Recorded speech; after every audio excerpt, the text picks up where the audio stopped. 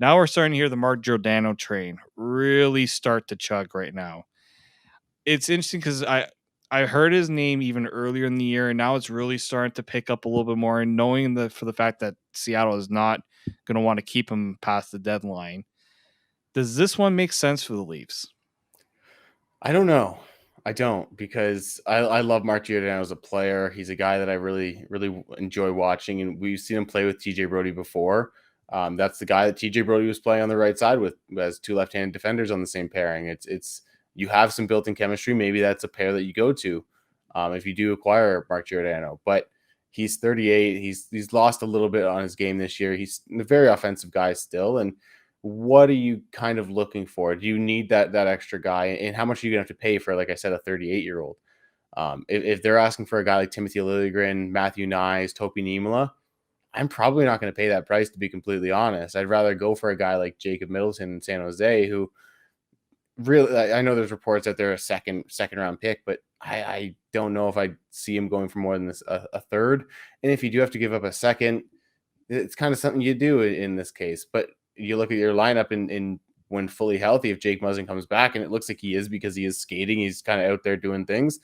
You look at the lineup and you go Riley Labushkin, Muzzin, Brody. What are you going to do with that third pairing? Because Sandin and Liljegren have looked fantastic, and I don't really want to take them out of the lineup. So, do you need to acquire a defenseman? Do you, and if you do you have to go for a big name like Mark Giordano, who can be a big impact? Again, it all comes with cost. Or do you end up investing up front? Is this a smokescreen by Dubas? Is this one of those things where he goes, "Oh, we need a defenseman. We need a defenseman." And they end up getting that left winger that they can play on that second line with Willie and JT. I don't know what they're going to do, but it's certainly going to be interesting. They kind of seem to be out there and involved in a lot of different things. So it's exciting times in Leafland. Yeah, and I kind of feel like when I heard Kyle Dubas mention the draft pick scenario, not too long before this whole, in one of his first talks in like February about the trade deadline, not want to trade that first round pick necessarily, I'm less inclined that he wants to move it for a rental. I think maybe he was a little more happy to see that, Colorado didn't give up a first to get a Josh Manson. But then Florida goes around and gives a first round pick for Ben Sherrod, which Uh, we already know that when once the market is set like that, like obviously Seattle can ask for whatever they want. What teams will pay is another thing. But Kyle Dubas, I don't think wants to pay that first round pick for a rental. I think he's totally against that. no, I think Kyle Dubas looks at the fact that they've drafted well. They've been able to kind of mitigate the fact that they have lost some first round picks recently, and through trades and through things like the Marlowe trade where they had to get rid of a first round pick to get rid of his contract. And they've done really well finding Nick Robertson in the second round, Topi Niemelä in the second or third round. Ronnie Hervinen's another higher end prospect. Nick Abruzzese. They've done well finding these gems outside the first round. But it is nice having your first round pick and not having one since Rodi Namirov. And before that, you're going, oh, where do we go back to Sandin? You want your first round pick every once in a while. If you're going to, especially in a year like this where they are limited in their picks, I think they have 3 total.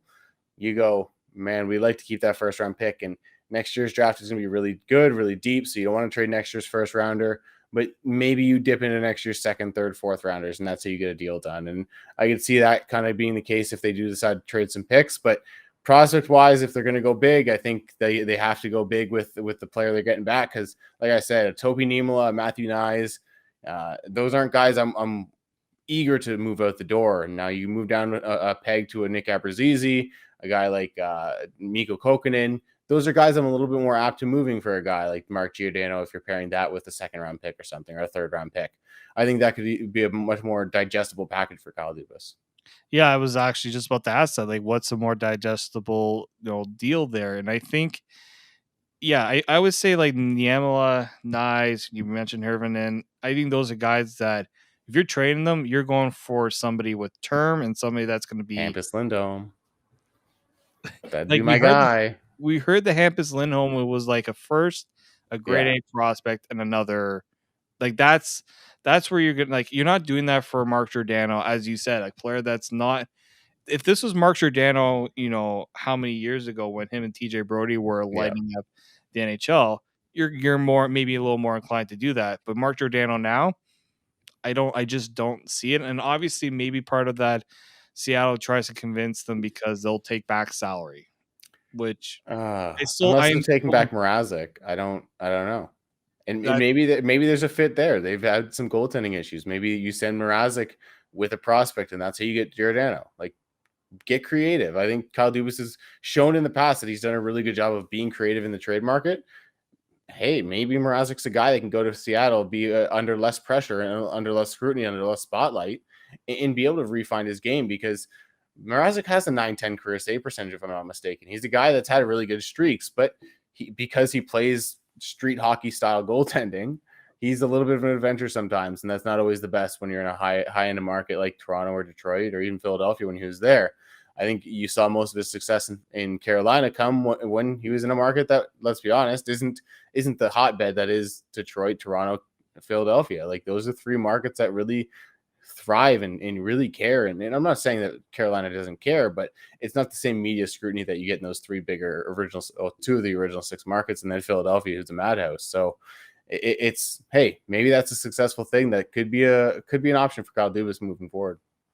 And I also think the way that Seattle plays is maybe more conducive to what Peter Mrazek needs, because they're a team that doesn't like to give up as many chances. They're very good at shot suppression, and maybe that's better to what Mrazek styles versus a Leaf system that doesn't really, I think, gel with what Peter Mrazek is. So I think it's so weird because we could go in two different spectrums with the Leafs, where they might just make a deal that might seem underwhelming, but just fits a need that they have, almost like what they did with Ilya Lyubushkin, or they swing in a totally different direction and just totally surprise a lot of people. And the other thing that caught my eye, and I talked about this with Peter Berrettini yesterday, which was the idea of having a Matthew Nyes or Nick Abruzzese come up in April.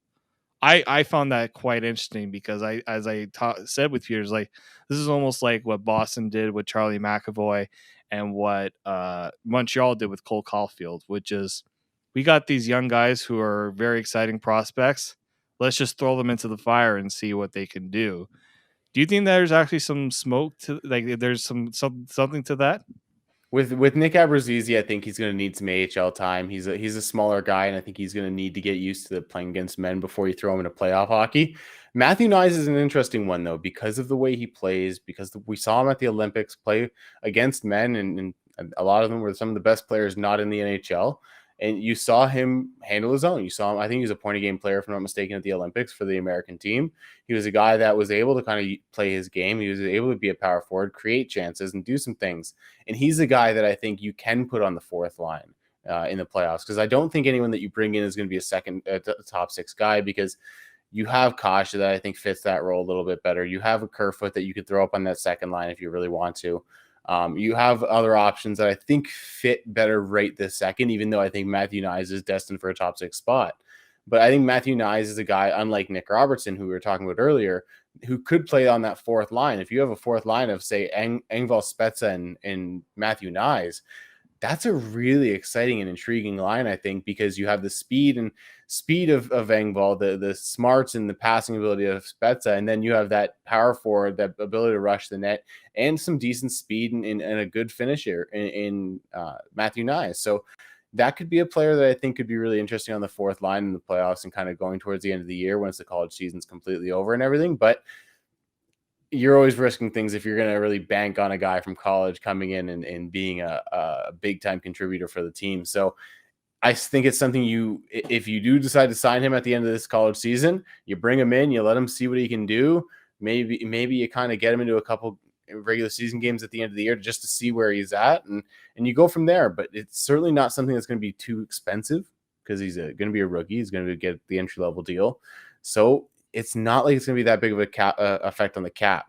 Does that mean you have to look at sending a guy down to the AHL? Does that mean Wayne Simmons has to get off the roster? Something has to happen that way. It's going to be interesting, but the Leafs are known for being able to kind of just toy with the cap like a puppeteer. Yeah, and I wonder if that's also just the Leafs also trying to calm some of the trade chatter around getting a forward too, and the need to get a forward, because you mentioned that hole on the left side. Maybe we also know that strategically you can get things out there to help your bargaining position when it comes to the trade deadline. So I wouldn't surprise me if Kyle Dubas is doing that a little bit, but I think also when you see how the team has talked about these prospects, they might be a little more inclined to see what they have in them, because they're cheaper alternatives to having to give away picks or give away other assets to try to acquire a player that may or may not fit what you're trying to do.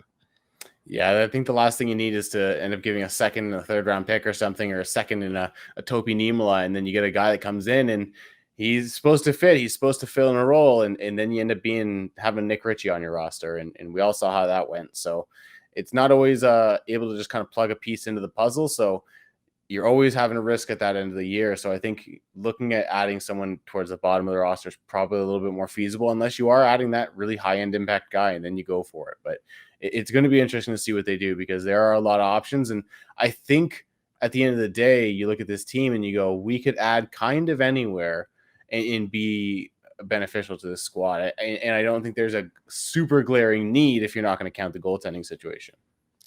Yeah, this is going to be a very exciting few days, because I feel like it's going to either happen before the Nashville game. So we say that as we're doing this right now, there might be a trade that happens after this episode. Yeah. So don't blame us if it does. I don't want to see in the comments section on YouTube that, you talked about this, but the Leafs actually ended up doing this.